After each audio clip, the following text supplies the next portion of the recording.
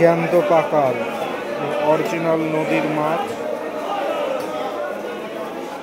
একদম নদীর জ্যান্ত মাছ।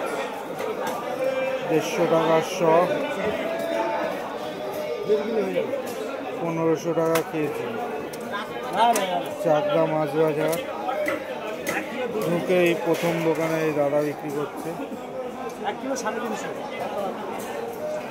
চিংড়ি আছে, এদিকে অরিজিনাল তেলাপিয়া আছে, কাঁকড়া আছে, এখানে গোপালি চিতল, জ্যান্ত পাকাল নদী। ও